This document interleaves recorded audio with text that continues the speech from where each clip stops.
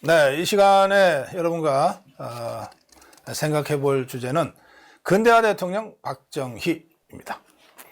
1961년 5월 16일 새벽 3시경부터 5.16 군사 정변이 시작됐습니다.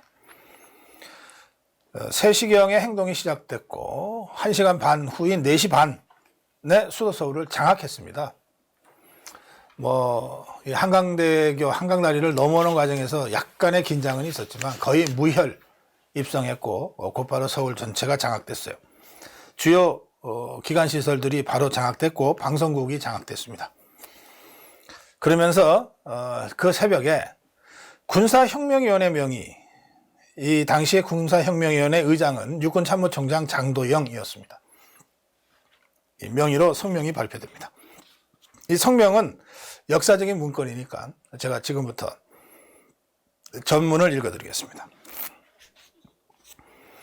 친애하는 애국 동포 여러분, 은인자중하던 군부는 드디어 금조 미명을 기해서 일제히 행동을 개시하여 국가의 행정, 입법, 사법의 3권을 완전히 장악하고 이어 군사혁명위원회를 조직하였습니다. 군부가 걸게한 것은 부패하고 무능한 현 정권과 기성 정치인들에게 더 이상 국가와 민족의 운명을 맡겨둘 수 없다고 단정하고 백척간도에서 방황하는 조국의 위기를 극복하기 위한 것입니다. 이를 위해 첫째, 반공을 국시의 제1의로 삼고 지금까지 형식적이고 구호에만 그친 반공태세를 재정비 강화한다. 둘째, 유엔 헌장을 준수하고 국제협약을 충실히 이행할 것이며 미국을 위시한 자유우방과의 유대를 더욱 공고히 한다. 셋째, 이 나라 사회의 모든 부패와 구악을 일소하고 퇴폐한 국민 도의와 민족 정기를 바로잡기 위해 청신한 기풍을 진작시킨다.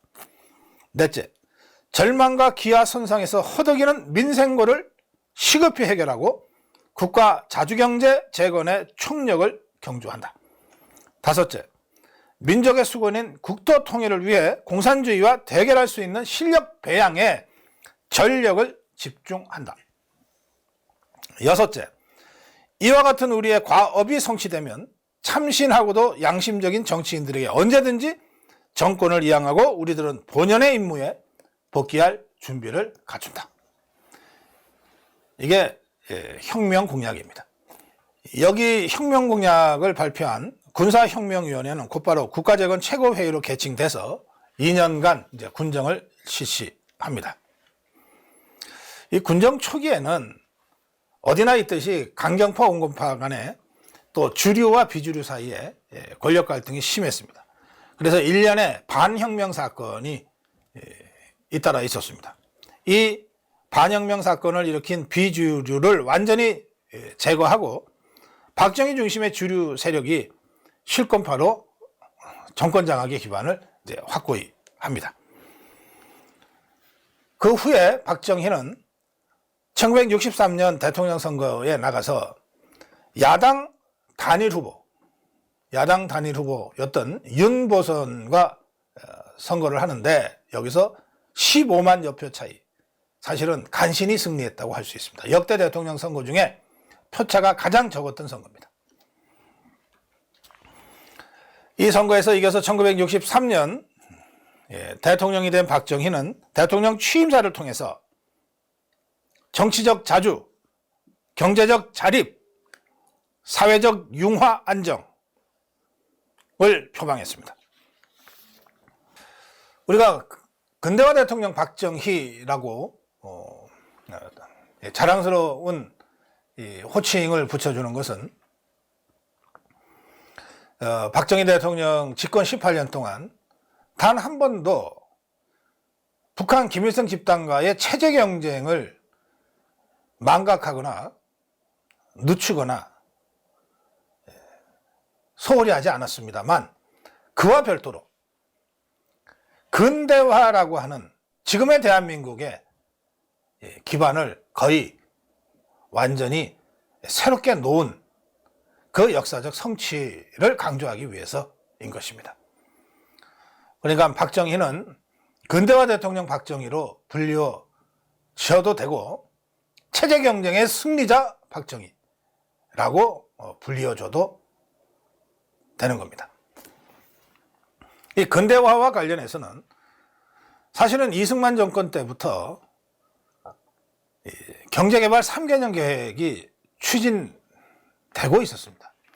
이 이승만 정부에서 경제부흥부를 중심으로 경제개발 3개년 계획이 입안이 됐다가 장면 정권이 4.19 혁명 후에 들었을 때 일시적으로 중단됐어요. 그러다가 박정희 정부에서 이 경제개발 3개년 계획이 확대 심화 발전돼서 경제개발 5개년 계획으로 되면서 1차, 2차, 3차, 4차, 5차가 쭉 계속됩니다. 바로 이 경제개발 5개년 계획의 결과 대한민국이 지금의 근대화되고 현대화된 그리고 세계 10위 경제강국으로 도약하게 됐던 겁니다. 처음에 이승만 정부의 경제개발, 이것은 우리나라 최초의 국가주도 경제개발 계획이라는 점에서 의미가 있지만 총량적인 목표가 제시되고 구체적인 정책 수단과 지침은 좀 완성도가 떨어지는 상태였습니다. 그러다가 4.19 혁명 이후에 폐기됐어요. 그 후에 이제 박정희 정부가 들어서면서 본격적으로 국가주도 경제개발, 국가주도 근대화라고 하는 미증류의 대한민국 대개조 사업이 실시됐습니다. 한국 경제는 박정희 정권의 등장과 발맞추어서 고도 성장기가 시작됩니다. 1963년에 경제 성장률이 9.0%입니다. 그래서 1997년에 IMF 외환위기가 터질 때까지 한두 번의 아주 예외적인 상황, 1979년에 유신체제 붕괴라든지 하는 아주 예외적인 상황을 제외하고는 계속해서 연 9% 이상의 고도 성장을 기록합니다. 국가 주도의 경제개발 계획, 국가 주도의 경제개발 계획. 시장경제 체제인 자유민주주의 국가에서는 국가 주도의 경제개발 계획이라는 개념 자체가 없었습니다. 반면에 소련을 위시한 공산당 국가들에서는 국가 주도지만 경제개발 계획은 아니에요. 국가 주도의 배급제 경제. 그래서 국가가 주도하면서 시장을 활성화시켜서 경제를 발전시킨다고 하는 이 한국형 근대화 정책은 사실은 세계적으로 유례를 찾기 어렵습니다. 그래서 전 세계가 이 한국형 경제개발의 이 성공 사례를 주목하게 되는 겁니다. 박정희 정부는 1962년 제1차 경제개발 계획을 발표했습니다. 수출진흥에 비중을 두고 종합제철소 건설, 대규모 인프라 건설 계획 등이 추진이 됐고 개발을 위해서는 외자 유치가 필요하다고 하는 것들이 적시됩니다. 제1차 경제개발 계획은 성공적으로 추진돼서 목표치가 5%였는데 7.8%의 경제성장률을 기록합니다. 5%도 사실은 상당히 높은, 당시의 대한민국 경제로서는 높은 목표였는데 이거를 거의 50% 가까이 상향한 목표 달성이 이루어졌던 겁니다. 2차 계획은 산업구조의 근대화, 중화 산업의 건설이 강조됐고 포스코가 그때 건설이 추진됩니다. 대일 청구금으로 외자를 대체해서 이게 건립이 돼서 지금의 국민기업 포스코가 됐습니다. 3차 계획부터는 1972년부터인데요. 중화공업이 본격적으로 추진되기 시작했습니다. 이 당시에는 미군 철수라고 하는 외교 안보적 사항까지 겹쳐서 어느 때보다도 자주 국방의 요구가 강하게 제기됐던 때입니다. 그러니까 중화학공업은 곧 국방산업과도 직접적으로 연계되는 산업 분야죠. 그래서 이 시기 제3차 경제개발 5개년 계획 당시에 추진됐던 중화공업은 곧바로 율곡사업과 같은 이 군수산업의 발전과도 연계되면서 한국의 근대화 경제성장과 군수산업의 발전, 요즘 우리가 K방산이라고 하는 여기까지 연결이 됩니다. 이 시기 1972년, 76년 이 시기에 그 눈부신 경제성장을 전 세계가 주목하게 되고 그때 라인강의 기적과 같은 의미를 갖는 한강의 기적이라는 용어가 최초로 외신을 통해서 나오기 시작했습니다. 그리고 바로 이 시기에 1972년, 1976년에 우리의 경제력과 국력이 북한을 추월했습니다. 북한과의 체제 경쟁에서 마침내 우리가 앞서가기 시작한 겁니다. 당시에 100억 달러 수출 돌파를 했는데 이것은 아시아에서 일본 다음에 두 번째 기록입니다. 4차 계획은 1977년에서 81년까지 교육, 사회, 복지 등의 내용을 포함시키는 바람에 경제개발 5개년 계획이 경제사회개발 5개년 계획으로 명칭이 바뀌었어요. 그리고 전두환 정부가 들어서서도 경제사회 발전 5개년 계획으로 불렸고, 그리고 김영삼 정부에 들어서서는 이것이 신경제 5개년 계획으로 명칭과 내용을 조금씩 바꿔갑니다. 이런 국가주도 근대화 산업과 눈부신 경제성장을 하기 위해서는 대규모 투자가 꼭 필요했어요. 그런데 돈이 없는 대한민국에서 이 투자를 할 수 있는 돈을 어디서 만들까? 첫 번째로 박정희 대통령이 이 투자 문제를 해결하기 위해서 집중했던 것이 바로 한일국교 정상화입니다. 한일국교 정상화의 청구권 협정에 보면 대사급 외교관계를 지체 없이 교환한다. 한반도에 대한민국을 유일 합법 정부로 확인한다. 이런 외교적인 언사가 쭉 나오고요. 그리고 나서 청구권 협정이 나오는데 여기 보면 일본이 3억 달러, 미국, 아메리카 합중국 달러, 3억 달러의 청구권을 무상으로 제공한다. 이렇게 되어 있습니다. 효력 발생부터 10년 동안. 그리고 2억 달러의 장기 저리 차관을 공유한다. 그것도 10년간에 걸쳐서. 그러니까 10년간에 걸쳐서 당시 대한민국은 박정희 정부는 일본으로부터 5억 달러의 청구권 장기 저리 차금을 받게 됩니다. 그러면서 제2조에서 최약국의 그 국민의 재산, 권리, 이익, 그 국민 간 청구권에 관한 문제가 완전히 최종적으로 해결됐다는 것을 확인한다. 이렇게 써 있습니다. 완전히 최종적으로 해결됐다고 한일 양국 정부가 공식적으로 외교문서에서 확인을 한 겁니다. 이 한일 국교 정상화 합의에 근거해서 일본은 최종적으로 합의됐다고 50년 전에 우리가 선언하지 않았냐. 근데 왜 자꾸 문제를 다시 제기하냐. 이렇게 이제 항변하게 되는 것이죠. 이 한일국교 정상화는 직접적인 동기가 근대화를 위한, 산업화를 위한 자본 확보에 있었다 하더라도 그 밖에 다른 외교안보적인 상황이 없었던 건 아닙니다.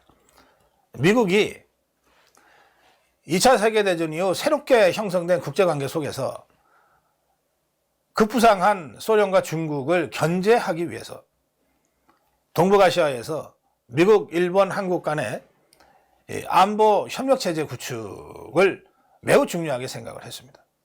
그래서 미국이 지속적으로 이승만 정부 때부터 일본과 과거를 잊고 과거를 넘어서서 국교 정상화를 해달라 라고 요구를 계속합니다. 그래서 실제로 이승만 정부에서 국교 정상화를 위한 움직임이 있었어요. 그러다가 1959년에 일본 정부가 제1, 일본에 있는 한국 조선인을 북한으로 송환하는 일이 벌어져서 이것에 대한 항의 차원에서 중단이 되어버렸어요. 또 4.19 혁명 이후에는 장면 정부도 일본과의 국교 정상화를 추진하려고 했습니다. 그런데 워낙 정권이 짧았기 때문에 그 과제가 박정희 정부한테로 넘어간 겁니다. 그래서 최초의 이승만 정부 때부터 시작된 한일국교 정상화를 위한 각종 회담과 부속회담이 모두 몇 차례가 열렸느냐? 1200여 회가 열립니다. 14년 동안에 무려 1200여 회의 각종 본회담과 부속회담이 열린 끝에 1965년 한일국교 정상화가 마침내 이루어지는 겁니다. 박정희 대통령은 미국으로부터만 압력을 받은 것이 아니고 서독을 방문했을 때, 서독을 방문할 때도 이제 차관을 좀 꿔달라고 요청하러 간 것인데요. 그때 서독의 리프케 대통령이 이렇게 얘기했어요. 아니, 이렇게 멀리 독일까지 올 게 아니라 가까운 데는 일본하고 협력을 해라. 그러니까 당시에 냉전 시대 아닙니까? 같은 자유진영, 자유민주주의 시장경제 체제를 운영하고 있었던 이 나라들 사이에서는 한국과 일본이 빨리 정상화가 됐으면 좋겠다. 그건 한국한테도 좋고 일본한테도 좋은 일 아니냐. 라고 하는 인식들이 넓게 공유되어 있었던 것이고, 그것은 이승만 정부, 장면 정부, 박정희 정부에 이어서 지속적으로 현안으로 남아 있었던 것이고, 무려 14년간 1200여 회의 각종 본회담과 부속회담을 거쳐서 비로소 타결됐던 겁니다. 물론 이렇게 한일 국교 정상화가 타결됐다는 소식이 전해지자 대학가를 중심으로 해서 한일 국교 정상화 반대 시위가 터져나왔고, 그것이 이른바 6.3 사태로 전개가 됐습니다. 그러나 6.3 사태에 대해서 위수령을 발동하는 등 강운을 병행한 진압과 포용으로 6.3 사태는 크게 확대되지 않고 수습이 됐어요. 이 당시에 한일국교 정상화를 반대했던 세력은 야당과 일부 학생, 일부 비판적 지식인들이었는데, 이들의 주장은 이렇습니다. 해방된 지 20년이나 되었는데 이제 와서 외놈들의 칼부림 속에 살으란 말인가? 굉장히 감정적이고 선정적이고 선동적이죠. 외놈과 국교 정상화하는 제2의 경술국지다. 피 흘려 나라를 지켜낸 호국 영령과 애국자들이 크게 통곡한다. 1964년 김재하가 주도한 민족적 민주주의 장례식도 이때 있었습니다. 그리고 6월 3일 비상계엄령이 발동돼서 6.3 사태가 이제 본격적으로 시작이 되는데요. 그때 중앙정보부장이던 김형욱 있죠. 이 김형욱이가 박정희 대통령한테 강경 대처해야 됩니다라고 하면서 이렇게 주장을 했다고 알려져 있습니다. 각각 트럭 1000대만 징발해 주십시오. 학생 주동자들을 무인도로 격리해서 지도새도 모르게 해치우겠습니다. 그때 법무장관으로 있던 민복기가 그 옆에 있다가 그건 초월적인 위법 행위다. 그랬다간 시위만 더 확산된다. 이렇게 반대 의견을 냈고, 박정희는 그렇지, 그건 할 수 없지. 그런 식으로 대처하면 전 국민을 적으로 만들지 않겠느냐 하면서 김영욱 중앙정보부장의 주장을 강력하게 눌러버렸다고 합니다. 이 6.3 사태, 이 6.3 사태의 주도자들, 이명박, 이재호, 서청원, 김덕령, 한광옥, 손학규, 이들은 나중에 우리 정치의 주류 세력으로 다시 이제 등장을 하게 됩니다. 자, 이 한일국교 정상화와 6.3 사태를 거치면서 어쨌든 박정희는 근대화를 위한 최소한의 시드머니를 확보할 수 있게 됐습니다. 그리고 한미일 삼각안보 체제라고 하는 대한민국의 핵심적인 안보 시스템을 구축하는 데 성공했습니다. 많은 일들이 있었습니다만 근대화 대통령 박정희와 관련된 또 다른 일화는 경부고속도로 건설이었습니다. 지금도 서울의 서초 쪽에서 시작해서 쭉 내려가면 부산의 금정구에서 끝나는 경부고속도로는 대한민국의 대동맥으로 지금도 작동하고 있습니다. 이 경부고속도로, 이게 1950년대 후반부터 필요성이 제기가 됐어요. 고속도로. 그렇지만 그냥 탁상 공론만 있다가 언제 이게 현실화되느냐면 박정희 정부에 들어왔습니다. 박정희 대통령이 1964년에 차관 도입을 위해서 서독을 방문했을 때 그때 아우토반, 독일 고속도로죠. 아우토반을 처음 봤어요. 그리고 아우토반을 주행하다가 잠깐 차를 세우고 노면이 어떤 상태인지, 이 고속도로, 이 도로의 소재는 뭔지 이런 것들을 구체적으로 수행원들한테 물어보고 확인하고 메모를 하고 그랬다는 겁니다.